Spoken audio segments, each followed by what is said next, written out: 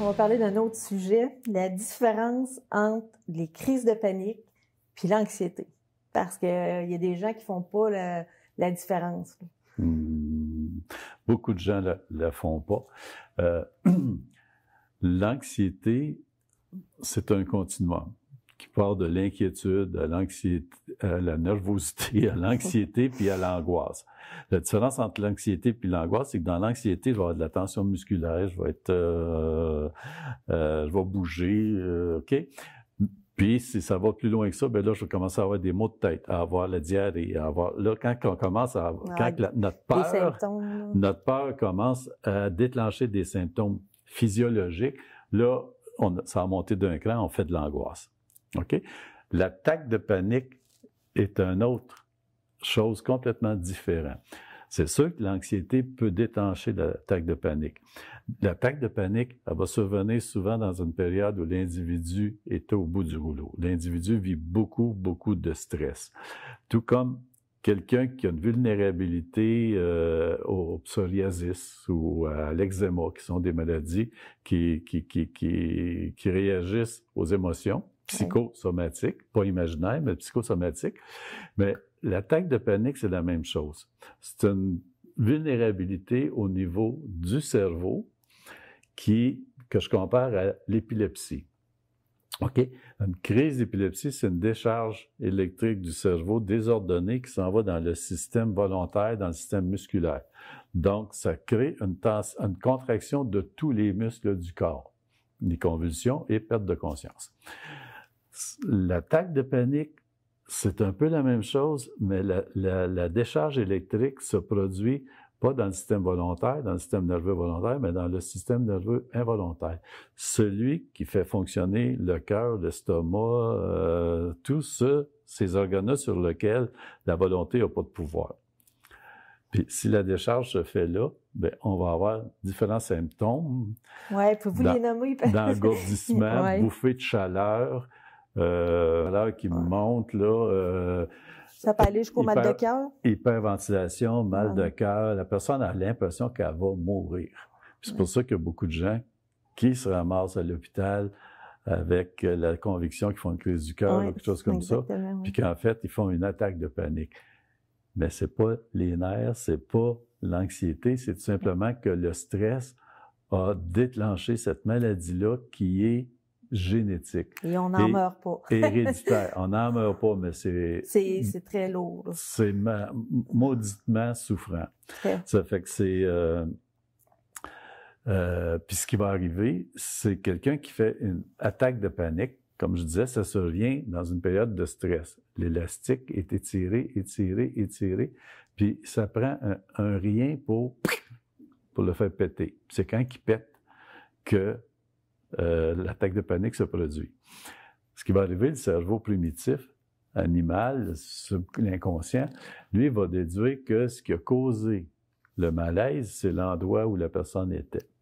Fait que si la personne fait une attaque de panique dans un centre d'achat, après, elle va faire de l'évitement parce que si je vais là, puis là, l'anxiété va rentrer en ligne de compte. Ça va être de l'anxiété d'anticipation. Si je vais là, je vais encore passer proche de mourir. Donc, je suis mieux de pas y aller. Puis, si j'y vais pas, je fais de l'évitement. En faisant de l'évitement, je confirme à mon cerveau primitif animal que le danger il est vraiment là. C'est pas vrai, il est en dedans de moi, puis c'est parce que j'étais trop stressé que ça a déclenché cette maladie-là. Parce que c'est une maladie comme l'épilepsie. Donc, c'est quelqu'un qui fait mettons, une crise de panique une fois, ça doit être rare qu'après, ça se reproduise plus, là. Non. À partir que la personne s'il l'a fait une fois, le problème, il va rester là. OK. Puis il risque d'être... Comment qu'on s'en sort maintenant? Oui. Il y a des médicaments qui aident. Je pense que les antidépresseurs, ils aident. Ils vont avoir un effet anxiolytique. Donc, l'anxiété d'anticipation va être un peu calmée. Et si on est reposé, il y a moins de chances. Même chose qu'avec l'épilepsie. Si on se donne une bonne hygiène de vie, etc., on peut limiter beaucoup les crises. La même chose avec l'attaque de panique. Il y a des gens qui vont en faire juste une dans leur vie.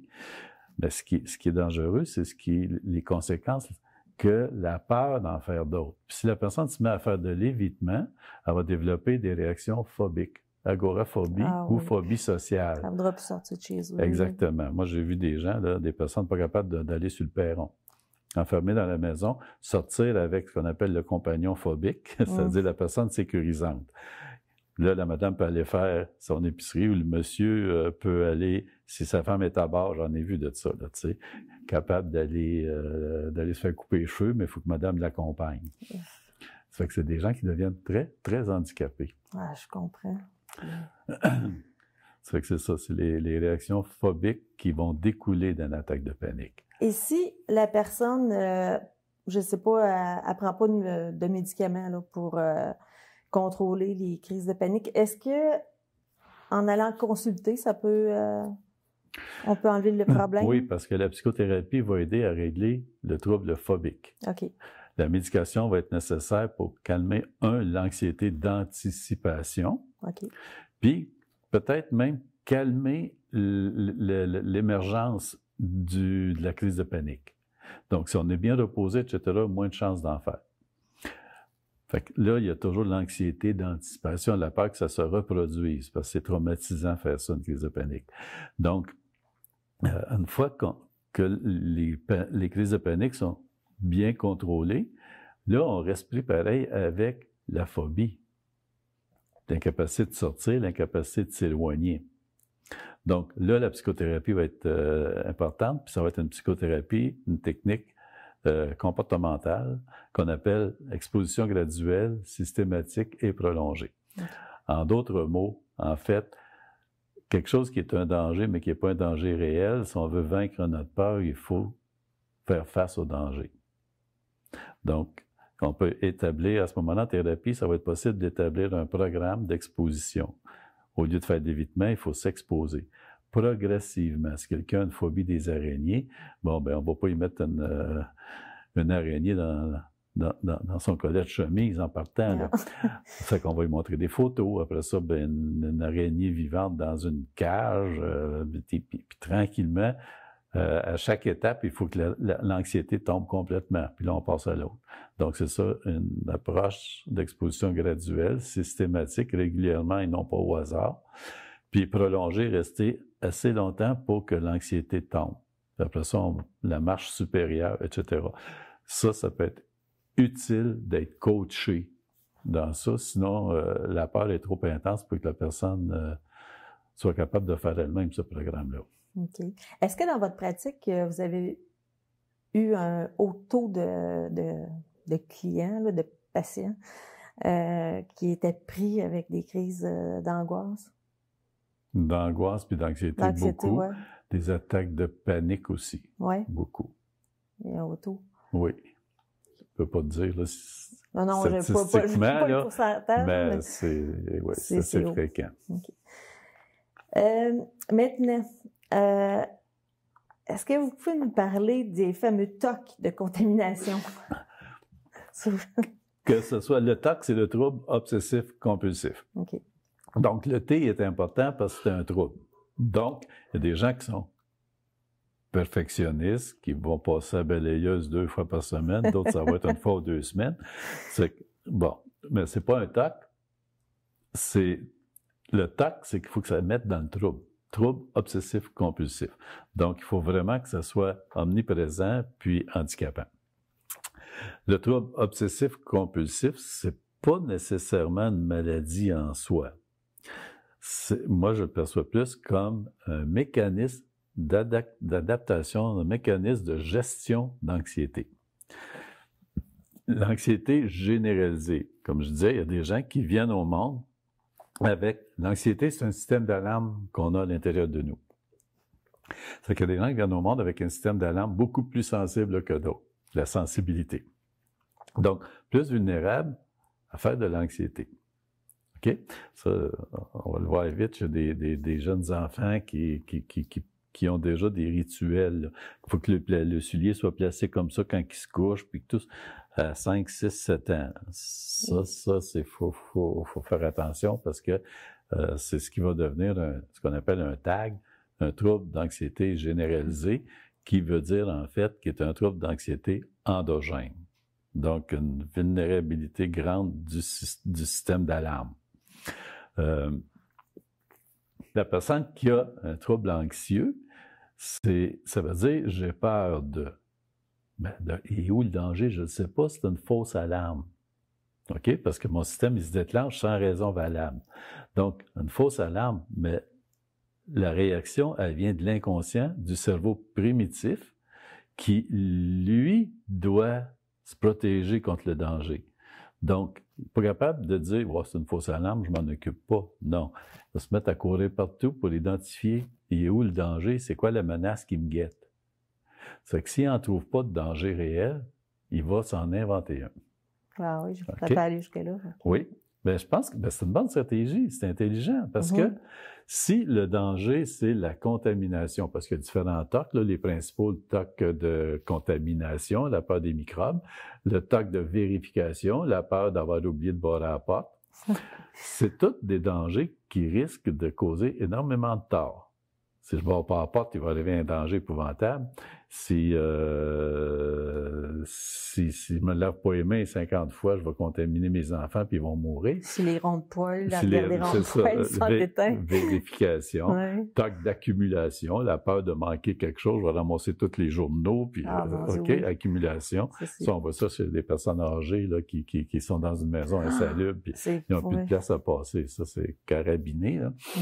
Mais finalement, c'est que si je peux identifier un danger, à ce moment-là, je peux faire quelque chose pour le contrer. Puis là, bon, l'obsession, c'est toujours l'anxiété qui déclenche, là, il y a de quoi, il y a un danger, là, la tâche qui est là, c'est un microbe, c'est quelque chose. C'est que là, ça m'obsède. J'ai-tu barré la porte? Je suis assis dans l'auto, puis je roule en direction opposée, puis j'ai-tu barré la porte, l'ai-tu barré? Ah, là, ça devient, l'anxiété monte, ça devient insupportable. Là, je tourne puis je vais vérifier. Donc, le comportement pour neutraliser l'obsession, le danger supposé, comportement, c'est ce qu'on appelle la compulsion.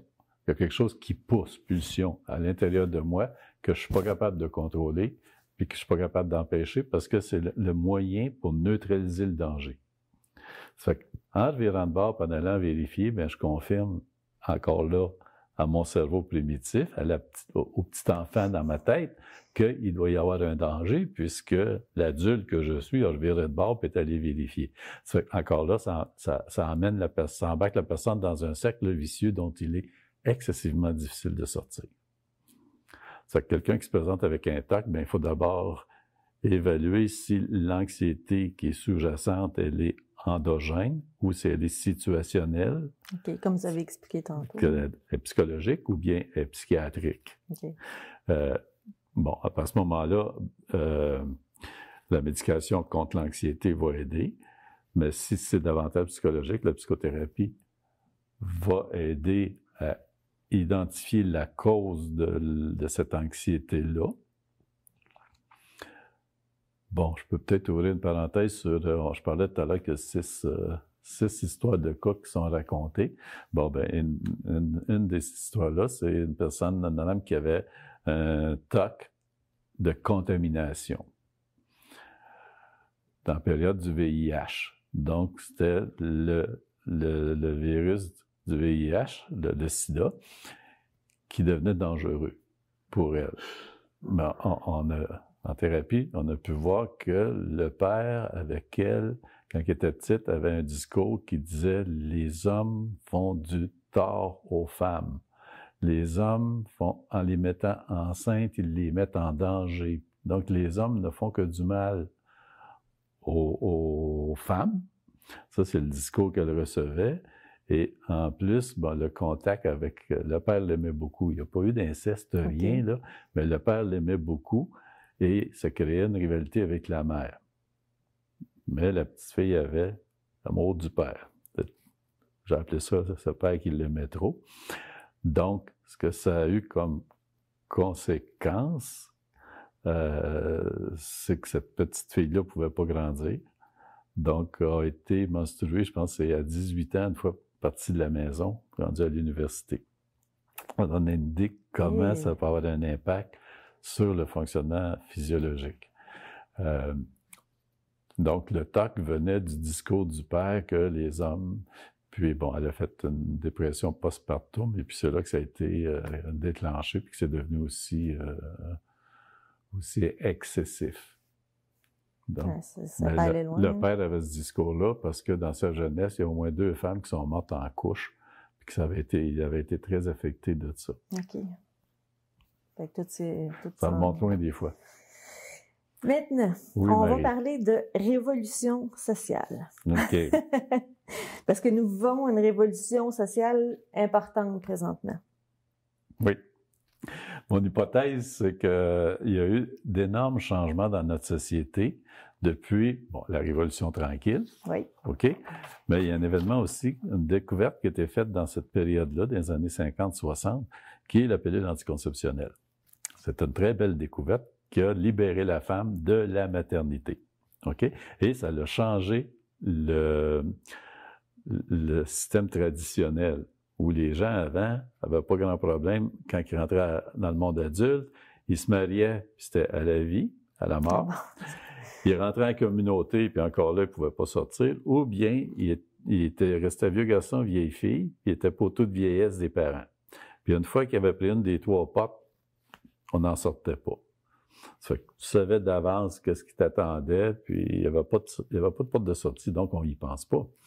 La pilule anticonceptionnelle a fait à ce moment-là que la femme a eu le contrôle des naissances, donc elle a pu en avoir moins. Ça lui a permis aussi, c'est sûr qu'il y a une évolution sociale aussi qui s'est produite, mais sans la pilule, sans les moyens anticonceptionnels efficaces, mais la femme s'est restée encore avec plusieurs enfants, donc difficile de s'instruire, puis difficile d'être financièrement indépendante. Donc, la pilule a permis de diminuer la maternité et de permettre aux filles de s'instruire, d'avoir leur indépendance. Indépendance financière. Ouais. Donc, avec l'indépendance financière, si le bonhomme avait quitté, là, il n'est pas assez fin, ben, tu n'es pas obligé d'être là pour prendre soin des 12 enfants. Ça fait que ça a permis, après ça a amené les divorces qui sont devenus, la religion au Sacré-Cœur aussi, ça aussi, c'est un ciment qui tenait les couples ensemble. Donc, c'est une révolution sociale. Aujourd'hui, on est rendu qu'un couple sur 2 fonctionne pas. Donc, oui, on est dans une grosse révolution sociale où les relations amoureuses, les relations affectives sont plus les mêmes. Sont jetables. Oui, exactement. Et ça, moi, je pense que ça a un impact autant chez les adultes qui se séparent, parce que on peut vivre 3, 4, 5 relations de couple aujourd'hui, et pensons aux enfants qui ont à s'adapter à 7, 8 grands-parents. C'est différents conjoints. C'est beaucoup, beaucoup d'adaptation. Ouais. Ça génère énormément de stress, parce que le stress, c'est le syndrome d'adaptation. Donc, oui. Puis, on vit aussi ce qui augmente l'épidémie d'anxiété puis de dépression. On vit énormément de changements technologiques auxquels on doit encore là s'adapter. Et on reçoit une quantité épouvantable d'informations qu'on doit processer, qu'on doit... OK? Ça fait qu'on a une vie de fou. Ouais. Et tout ça, génère du stress, de l'anxiété, du déséquilibre, de la dépression, etc. Et, est-ce qu'il y a une épidémie de dépression aussi sévère, aussi grave? Mais c'est sûr que si on la calcule selon le nombre de prescriptions d'antidépresseurs, oui. Oui. Mais est-ce que tous les gens qui reçouvent des antidépresseurs sont vraiment en dépression majeure et nécessitent nécessairement une médication antidépressive? C'est une autre chose. Parce que si le problème est psychologique, le premier traitement n'est pas nécessairement pharmacologique, là. Je pense que, il y a Il y a actuellement un projet de loi là, qui est en train de s'élaborer pour rendre la psychothérapie beaucoup plus accessible. Parce qu'actuellement, c'est juste les gens qui ont des assurances qui peuvent y avoir accès. Donc, on ne sait pas comment ça va c'est ça, comment ça va s'actualiser, mais on sait que la psychothérapie est aussi, sinon plus, efficace que la médication pour traiter les problèmes d'anxiété et de dépression. Donc, je me souviens d'une statistique qui disait qu'il y avait entre 30 et 40%, au moins 30% des patients qui consultaient les médecins de famille, que c'était pour des raisons psychologiques, d'anxiété et de dépression. Ça fait qu'enlevons 30% de patients aux médecins, ils vont pouvoir avoir un peu plus de monde si ces gens-là sont traités à la bonne place et de la bonne façon. Exactement. Pourquoi, selon vous, que c'est important de consulter, puis pas juste de consulter, mais d'être bien avec son psychologue? Quelqu'un qui a déjà dit, un psychothérapeute, c'est un ami qu'on se paye. L'ami, c'est la personne qui ne nous jugera pas, qui va pas nous donner des conseils, etc. Donc, ce qui est plus important encore que la technique, comme je disais, c'est pas la technique qui fait le résultat, c'est le thérapeute. Faut qu'il y ait un lien de confiance. C'est sa personnalité, c'est sa façon d'intervenir, etc., qui va faire que le lien va s'établir entre le client et le thérapeute. C'est certain. Une personne... c'est comme dans n'importe quoi, là. Je pourrais dire... bon, je vais nommer bureau d'avocat. Vous allez consulter un bureau d'avocat. Ça ne veut pas dire que vous allez être bien avec cet avocat-là. Vous changez, vous allez en voir un autre, puis c'est totalement différent. Fait que j'imagine que c'est la même chose. Il ne faut pas se gêner de magasiner son thérapeute.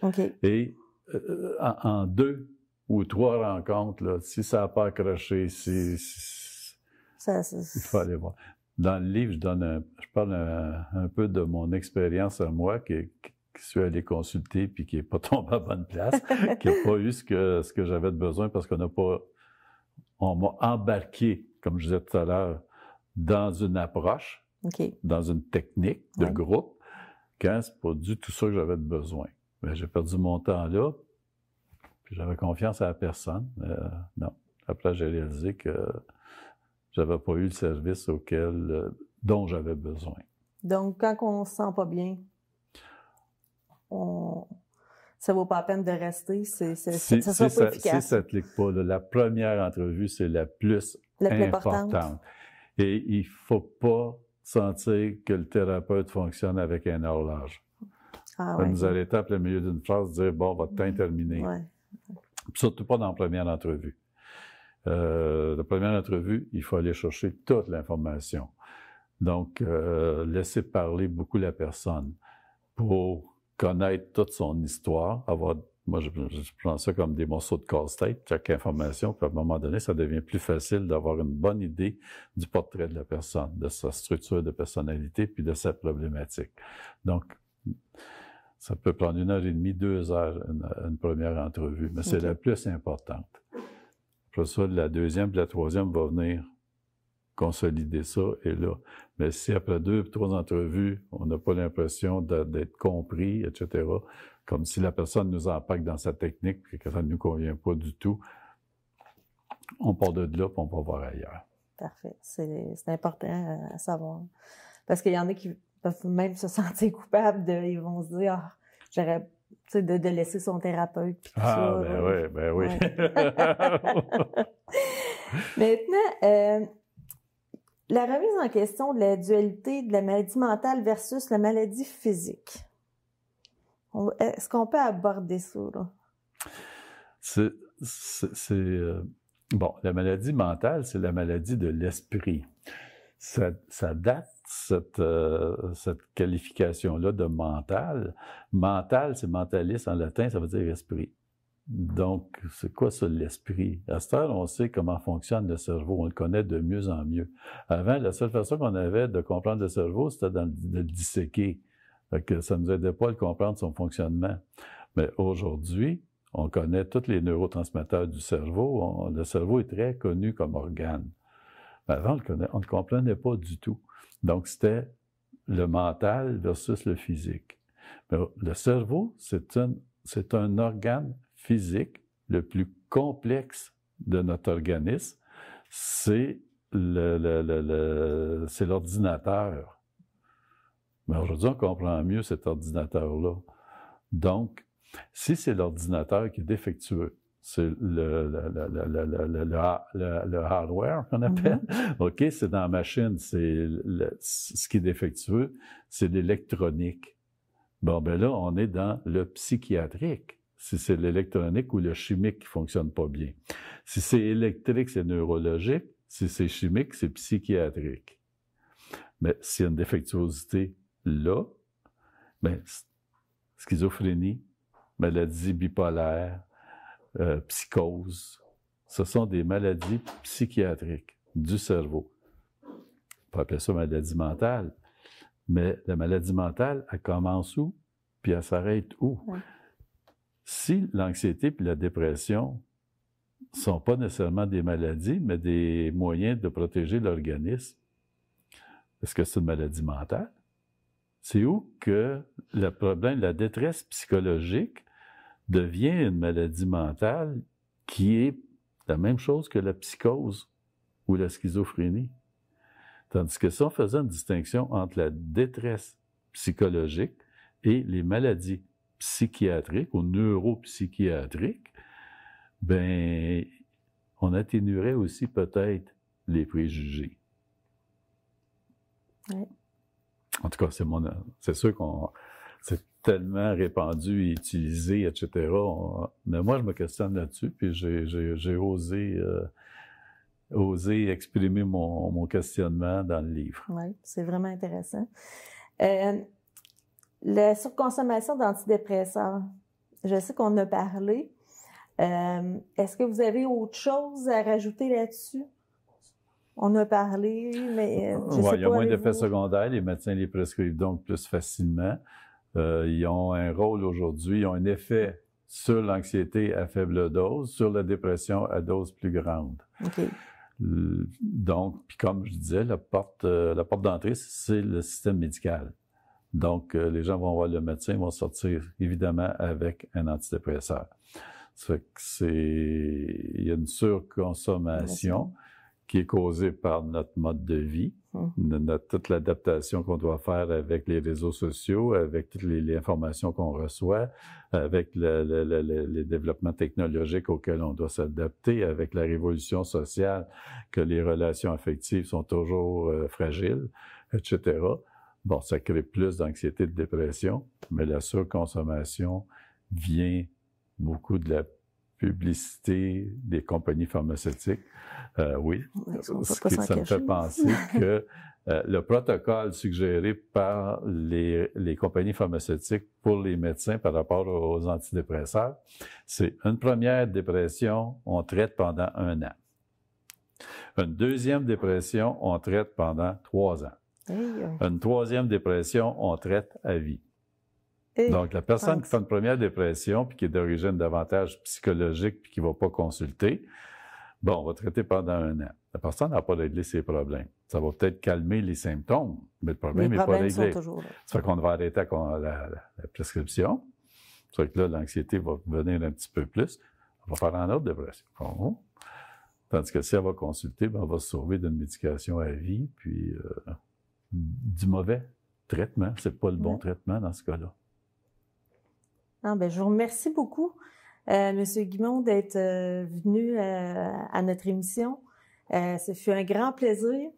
Puis, pour avoir lu votre livre, il est très bon. Puis, on peut se le procurer dans toutes les librairies. Dans toutes les librairies. Il va être vendu même en Europe. Puis, je vais juste répéter le titre, là. La psychothérapie, ce n'est pas pour les malades. Oui. C'était fait en collaboration avec Sylvain, mon frère, parce que ce livre-là a été intégré dans une collection, une série qu'eux ont déjà ont déjà publié sur le TDAH, Oui. sur l'anxiété. J'avais participé un peu au livre sur l'anxiété. Et ben, cette année, il était trop occupé. Puis comme le mien était prêt, ben, on l'a intégré dans la série qui est « Pourquoi être ordinaire quand on peut être spécial ». C'est pour ça que ce qui a permis aussi que le livre soit publié chez Un Monde Différent, oui. qui est une très belle maison d'édition. Bon monde. Bien, un gros merci en tout cas pour toutes vos informations. C'était très intéressant. Puis je pense qu'il y a beaucoup de monde qui vont se reconnaître là-dedans parce qu'on a tous nos petits bobos. Nos petites inquiétudes, oui. Oui, exactement. Ouais. Bien, je vous remercie d'être à l'écoute. Puis on se revoit pour une prochaine entrevue.